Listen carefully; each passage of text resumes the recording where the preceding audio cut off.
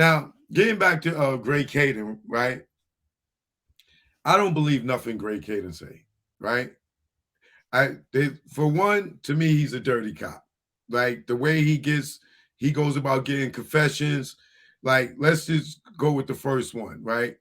Um, First of all, let me ask you this question: do you know was Reggie the suspect and the notorious Big or Christopher Wallace murder? Was he a suspect in it? And did Greg Kading go to Reggie and Reggie feed him these theories about Southside killed Biggie and retaliation of Tupac? And then he turned around and said, "Oh no, well, it was Poochie." Like, isn't this all being fed from Reggie allegedly? Well, it's obvious. Here's what I'll say. It's obvious, and obviously I don't know in terms of a timeline, right? But it is obvious that when Phil starts this investigation and he starts to look into all of this stuff, that Reggie is in the middle of it, you know?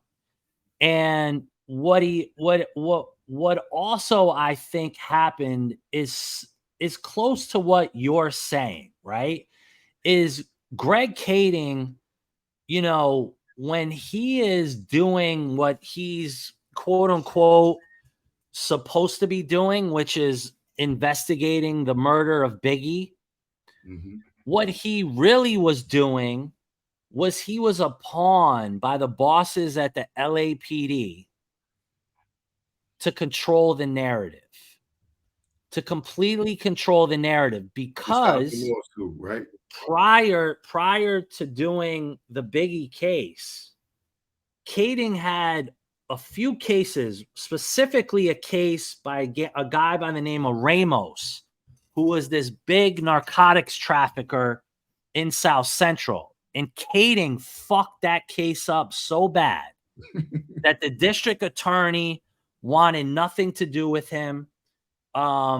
He basically, from what I've been told, was kind of like, when cops get a reputation or a record where they won't be allowed to testify in court because they've lied, or they've lied in reports, or they've done stupid shit in investigations. Kading got to that level, okay? So I was having a conversation today that what I think he realized was that his time at the LAPD was basically he was out the door, okay?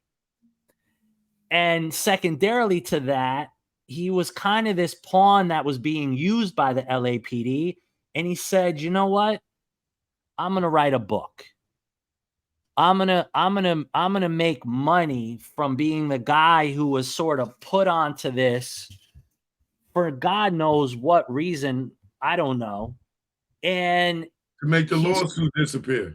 Yeah, he started operating as if you were gonna write a book. And what's important about this is this Keefe D proffer, which is like completely from what, in preparing to come on tonight, I talked to a few people about this because I want to be clear.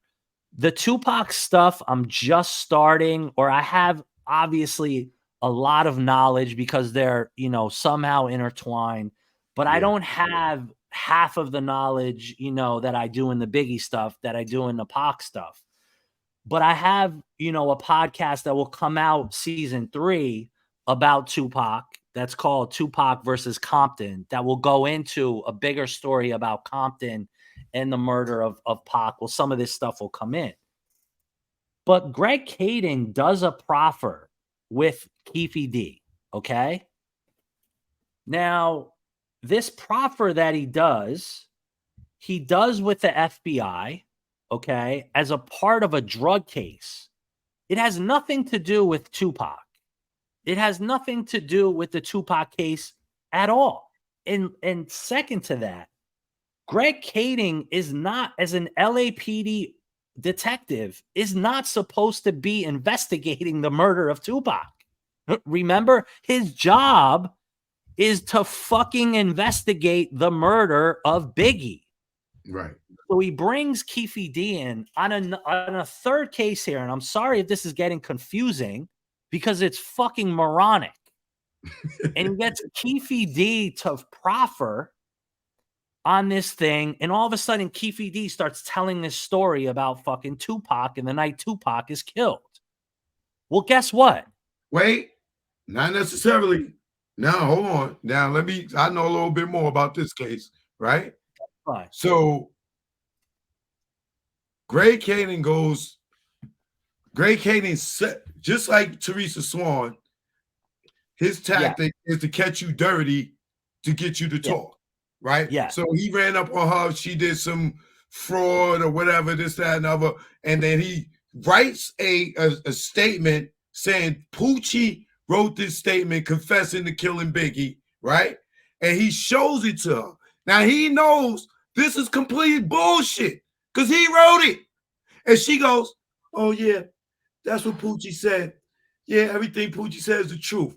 Right there, you should have known she's full of shit because you made it up. He took that as a confession and told the world, oh, Poochie killed Biggie.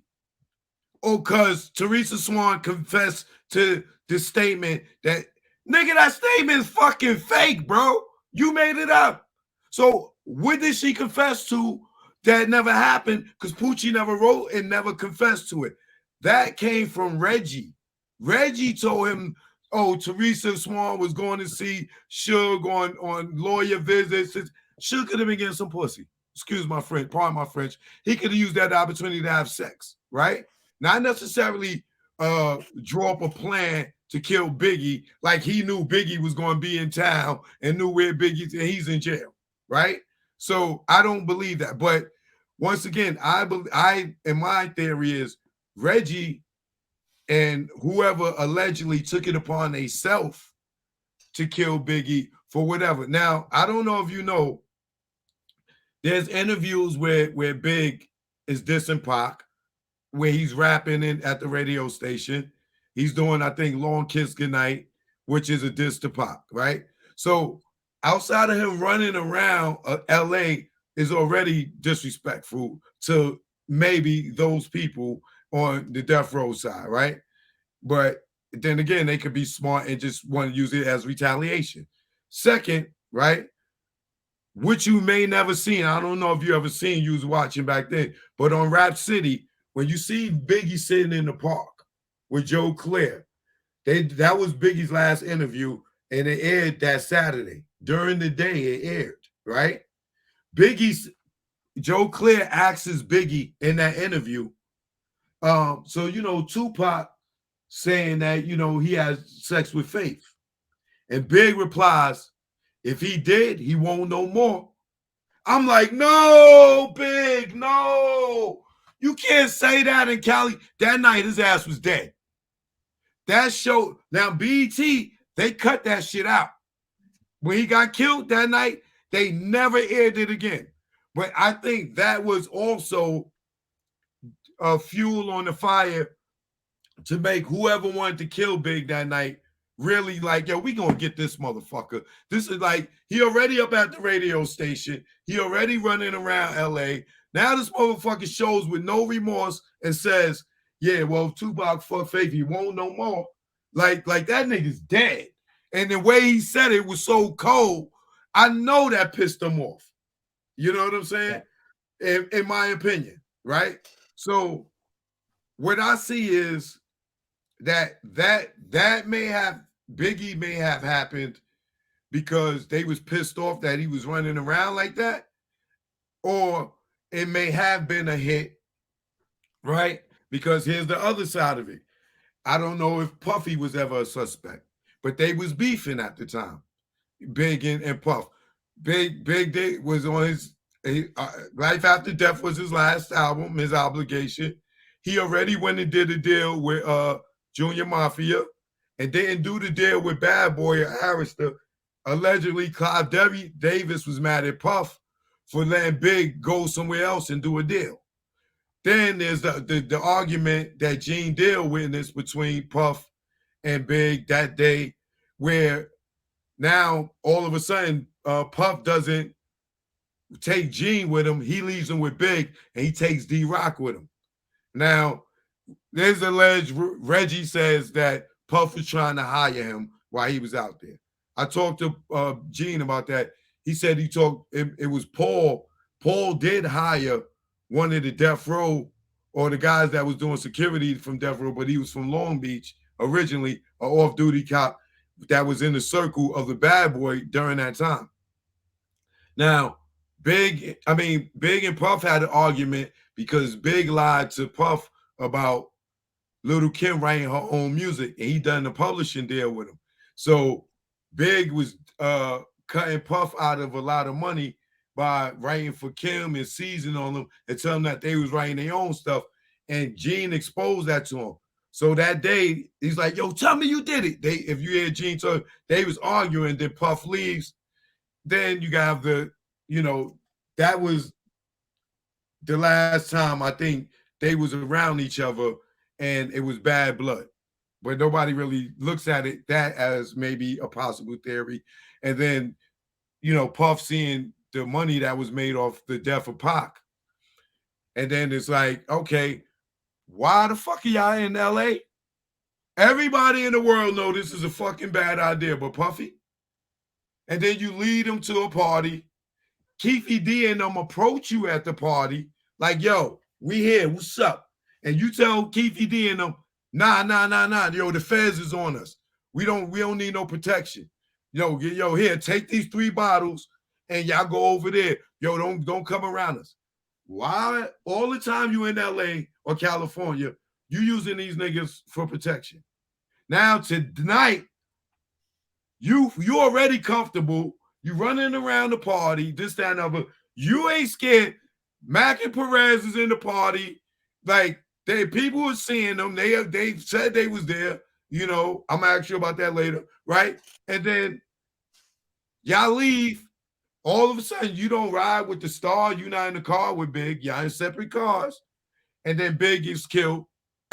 And then Puff goes on to be the super mega star, right? That's just one of my theories. I'm not saying Puff did it. I'm just saying to everybody in the world, why the fuck was y'all in LA at that time with that climate? And then Big going on the radio, this, that, and the third. I don't know. But well, it is interesting. I've been seeing as of late, and I find this interesting, is it seems people are saying certain things. I think 50 just said something. I saw something else, about what you're speaking about. So it seems like, the stuff you're talking about is very interesting, right? And it, with this arrest, it seems like people are almost more comfortable talking about maybe things for some reason they didn't want to talk about before.